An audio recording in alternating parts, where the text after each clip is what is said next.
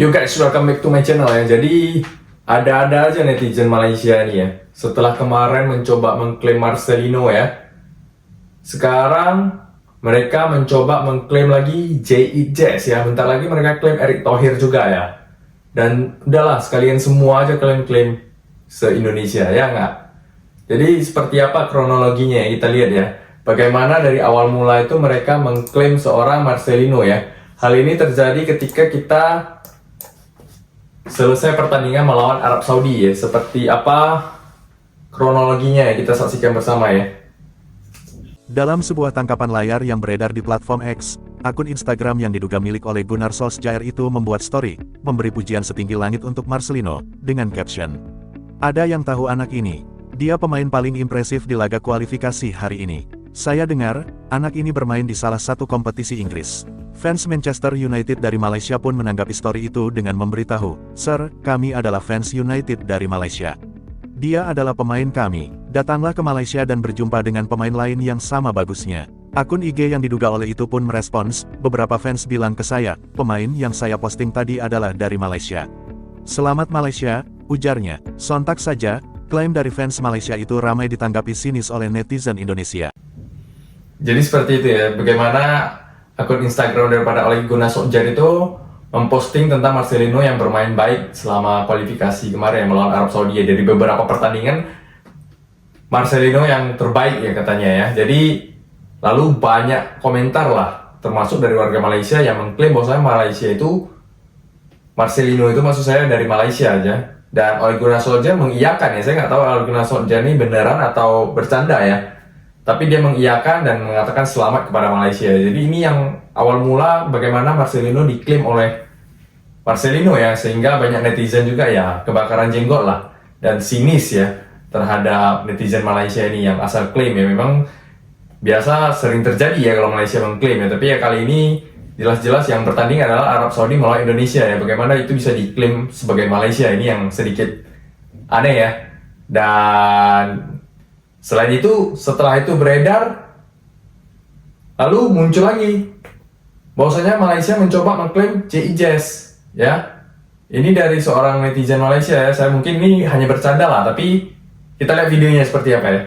Malaysia nak claim Marcelino Ferdinand. Banyak dari kalian yang meminta abang untuk membahas hal ini. Seperti kita ketahui, Marcelino telah menenggelamkan Arab Saudi hari itu dengan mencetak 2 gol indah. Otomatis ia kini menjadi hero bagi supporter Garuda, termasuk beberapa fans Malaysia. Namun jika ingin claim pemain timnas Indonesia, bukan Marcelino pilihan abang, juga bukan Kelvin Verdong atau Rizky Ridho. Menurut abang, individu terpenting bagi kesuksesan timnas setelah Erick Thohir dan Shin Taeyong adalah kapten tim J.I.Jazz. J.I.Jazz adalah definisi pemimpin sejati di dalam dan di luar lapangan. Dari cara dia menyemangati rekan satu timnya hingga interaksi dengan fans di stadium sungguh luar biasa. Tak peduli menang atau kalah, tetap sama. Kita bisa melihat aura profesional dan ketenangan J.I.Jazz. Tahukah kalian, sebelum lawan Arab, J.I.Jazz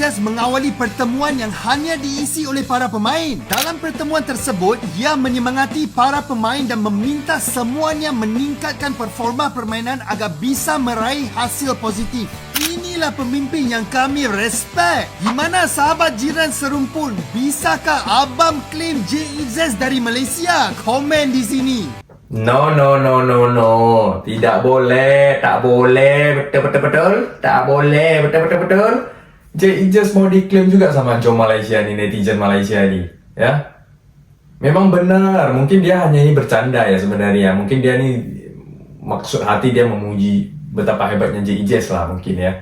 Tapi sambil bercandanya dia mau klaim ya, daripada Marcelino lebih baik J.I.Jazz dibandingkan yang lain. Mau Verdong, mau HY atau siapapun itu, Erick Thohir, dia memilih kepada J.I.Jazz karena J.I.Jazz itu memiliki jiwa kepemimpinan yang luar biasa ya. Sebagaimana kita ketahui ya dari ceritanya Pak Sumarji, bagaimana kalau dia telat itu dia langsung minta maaf dan menghukum dirinya sendiri. Lalu kemarin juga kita lihat bagaimana beberapa kali dia speech baik sebelum pertandingan di dalam ruang ganti untuk menyemangati para pemain, bahkan setelah pertandingan kepada para penonton. Memang luar biasa ya seorang J.I.Jazz ya. Bahkan yang kemarin setelah kalah dari Jepang juga kata Pak Sumarji, JIJS mengumpulkan rekan-rekan pemain semua di satu ruangan dengan inisiatif dia sendiri ya, tanpa ada pelatih di situ, dengan memberi persemangat dan keyakinan untuk bangkit bersama ya. Ini tipikal pemimpin yang luar biasa lah. Kita beruntung sekali punya JIJS ya, karena ya inilah tipikal pemimpin. Kita butuh pemimpin di tim nasional, apalagi di lini belakang ya. Dan hal ini dibuktikan dengan bagaimana netizen Malaysia juga sebenarnya pengen mengklaim JIJS ya, ini dari bandingkan dengan semua pemain dia memilih JIJS ya. Kita memang butuh leader lah, butuh seorang leader untuk memimpin seluruh pemain daripada tim nasional Indonesia. Jadi kita sangat beruntung ya punya seorang Il Capitano JIJS ya. Dan netizen Malaysia juga, saya yakin ini hanya bercanda sih dia, tapi dia juga membuktikan bahwasanya memberikan apresiasi lah dan penilaian yang sama bahwasanya yang terbaik itu ya JIJS ya. Selain itu ya banyak juga, selain pemain banyak juga yang memberi apresiasi lah kepada seorang Erick Thohir ya, bagaimana dari pandit-pandit Malaysia itu ya. Kita lihat di pandit Malaysia apa yang dikatakan ya terhadap Erick Thohir ya. Saya kadang-kadang saya jealous sangat tengok Indonesia ni sekarang. Erick Thohir ni semakin menjadi-jadi. Kejap gambar dengan orang ni, kejap gambar dengan orang ni. Semua ni main. Kan? Tapi di sana untuk menaikkan bola sepak mereka dalam kedudukan yang lebih baik.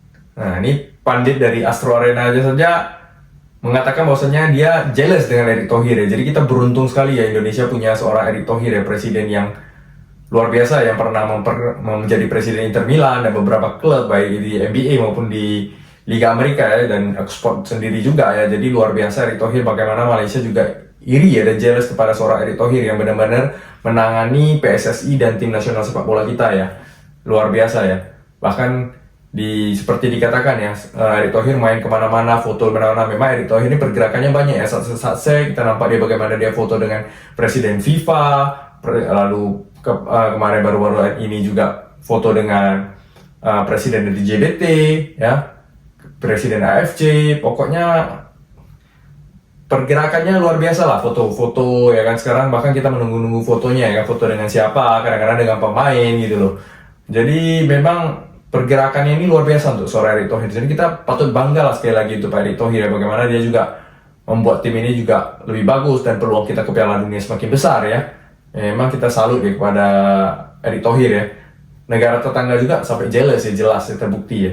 Lalu ada juga seorang pemain yang pernah berkarir di Indonesia ya, legenda Malaysia juga, Safi Salih. Dia juga memberikan apresiasi kepada seorang Erick Thohir ya. Bagaimana apresiasinya kita saksikan ini ya. Dari segi rekrutmen kena ada orang yang betul-betul Scouting yang pergi tengok tu. dan dia ikut corak apa yang head coach nak. Bukan netizen nenek moyang itu semua dah tak jadi. Tak jadi. Dan entah level mana dia main kan. So benda ni sangat penting. Macam Erick Thohir buat, tengok dia scouting sampai ke Belanda dan pemain tu memang main di first team. Bukan Bukan biasa-biasa. bukan division 4 bukan. So ini yang kita perlukan, scouting yang betul-betul Check betul-betul. recruitment lah penting. Ini Safi Salih ya, mantan pemain yang sering mencetak gol untuk Malaysia, termasuk legenda striker juga. Pernah kita ingat di Piala AFF dia mencetak gol ke gawang Indonesia juga, pernah main di Liga Indonesia juga, menjadi top skor juga di Liga Indonesia, legenda lah di Malaysia.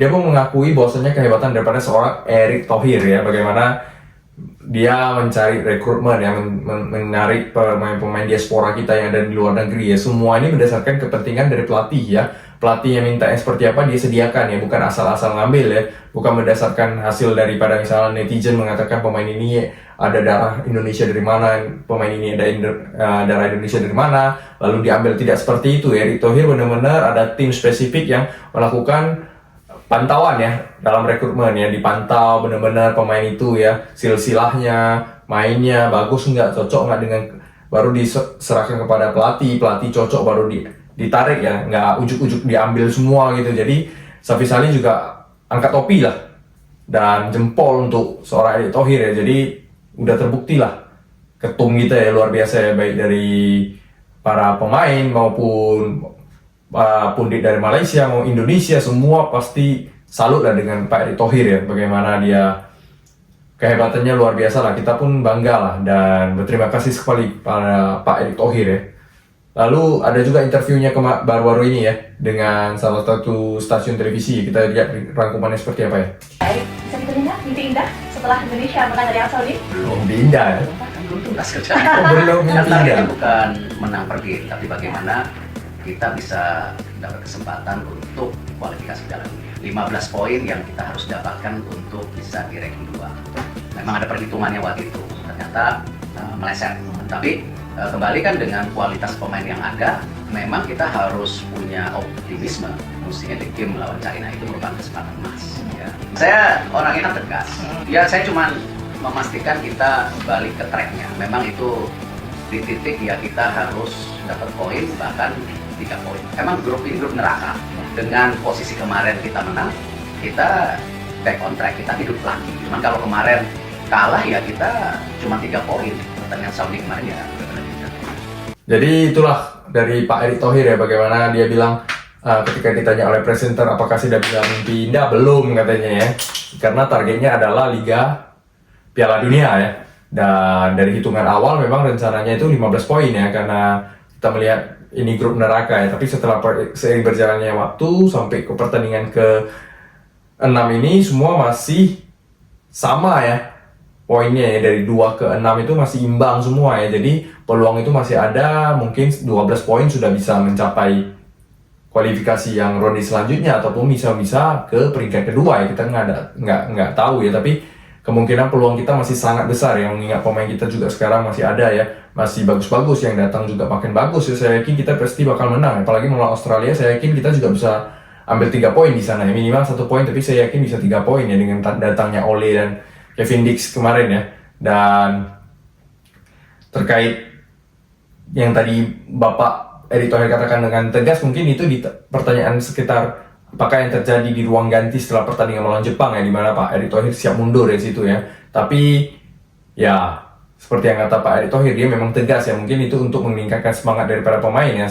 Karena apa yang terjadi setelah itu, pemain menjadi bersatu ya, semangat juga membara, dan mereka sama-sama introspeksi. Diawali dengan JIJS yang melakukan pertemuan antar pemain ya, lalu dengan itu semangat terbakar ya, dan semangatnya lebih tinggi lagi untuk memenangkan pertandingannya, dan terbukti di lawan lawan Arab Saudi yang seperti kata Pak Erick Thohir tadi, wajib menang antara hidup dan mati, itu kita berhasil mengambil 3 poin ya. Jadi kita hidup kembali dan peluang kita sangat terbuka lebar saat ini ya untuk mencapai ke Piala Dunia 2026 di Amerika ya. Ini luar biasa sekali ya.